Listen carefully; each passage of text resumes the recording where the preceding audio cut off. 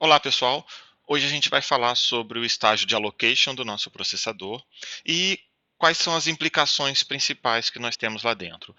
Pragmaticamente, nós vamos falar sobre a parte de REST e Renaming, que a gente vai ter que tratar a questão dos registradores, que a gente vai focar um bom pedaço da nossa discussão nela, e depois o pedaço de dispatch, que é realmente enviar as instruções para os comandos, os sinais de controle, para as respectivas unidades funcionais. Tá?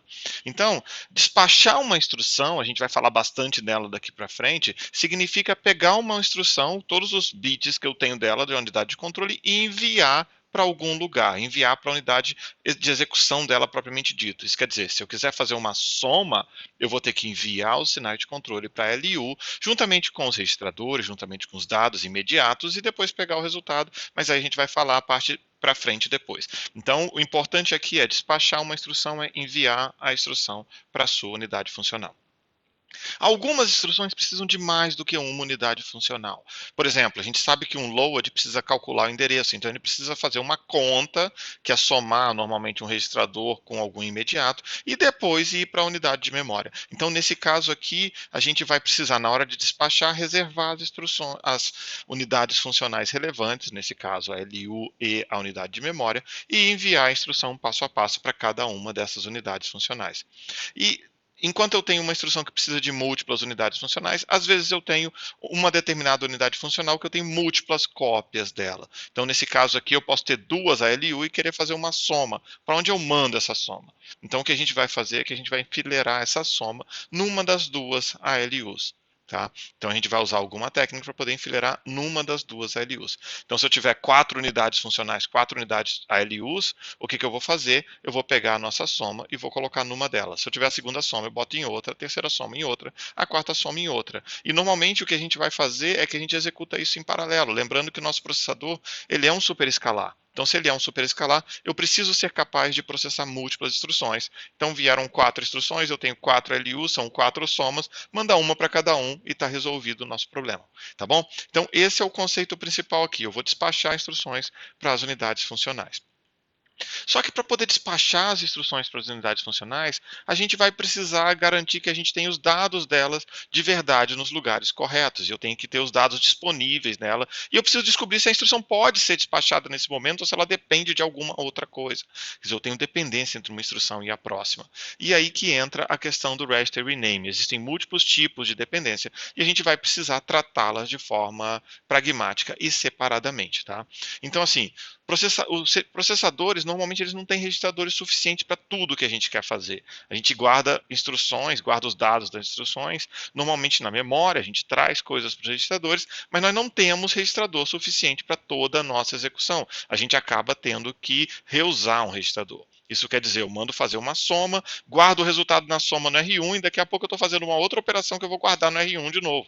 Não quer dizer que eu estou usando a mesma variável. Se eu lembrar do meu código-fonte lá do alto, que a gente começou bem no início e fez toda a conversão por compilador, montador, tudo mais, certamente não é a mesma variável que apareceu no R1 duas vezes. O que vai acontecer é que eu tenho uma variável que veio para o R1 e daqui a pouco eu vou ter outra variável.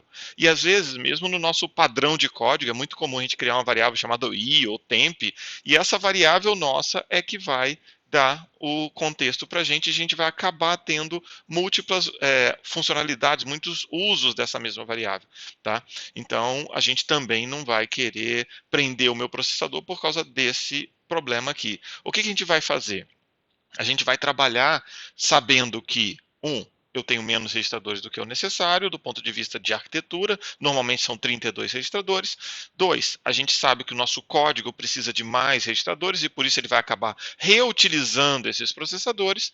E três, a gente vai querer ligar isso tudo para permitir que o nosso código rode fora de ordem. Quer dizer, às vezes uma alocação de um registrador aqui em cima pode me atrapalhar a rodar duas instruções em paralelo, pura e simplesmente porque a gente escolheu usar o R1 duas vezes, mas poderia ter usado R1 no início e R2 no outro, e isso não teria grandes problemas. Então, nesse caso aqui, a gente também vai tentar mexer nos registradores para poder conseguir ter uma ordem diferente. E sempre que um novo valor é escrito no registrador, o valor antigo é perdido. Então, se eu escrevi agora alguma coisa no R1 e algumas instruções para frente eu escrevi de novo no R1, esse primeiro valor que eu escrevi, ele vai ser perdido, ninguém mais vai ter esse valor.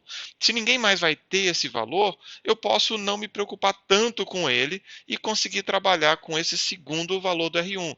Mas por outro lado, se eu não, ninguém vai mais usar esse R1 aqui, eu posso pensar que esse segundo registrador aqui também não precisaria escrever exatamente nesse mesmo lugar. E a gente vai usar essas ideias para montar o que a gente chama de registry name, tá bom?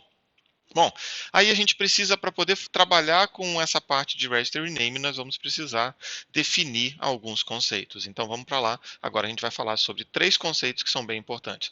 O primeiro conceito são as dependências de dados e de nomes. Em especial, nessa figura, a gente tem uma dependência de dados, que é, eu tenho a sequência de instruções R1 igual R2 mais R3. E logo, algum tempo depois, eu tenho R4 igual a R1 mais R5. E vocês podem notar que o R1 está marcado, o R1 ali está em vermelho. O que significa isso? Significa que o R1 de baixo depende do R1 de cima, e enquanto eu não calcular o R1 de cima, eu não vou conseguir calcular a instrução de baixo.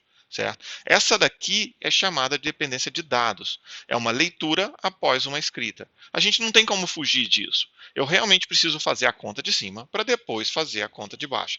E esse é o nosso ponto mais crítico. Dependências de dados, a gente não tem muito o que fazer. A gente vai ter que, de verdade, processá-las na ordem que elas acontecem. Então, eu não vou conseguir rodar a segunda instrução aqui em paralelo com a primeira.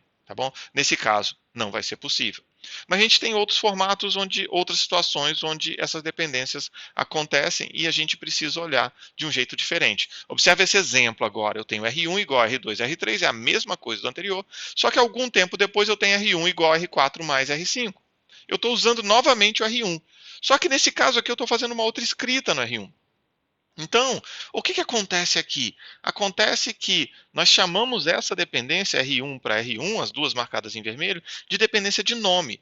Quer dizer, se eu tivesse colocado embaixo R7, eu poderia executar a instrução de baixo em paralelo com a de cima. Eu não teria o menor problema, certo? Então, essa é uma dependência de nome.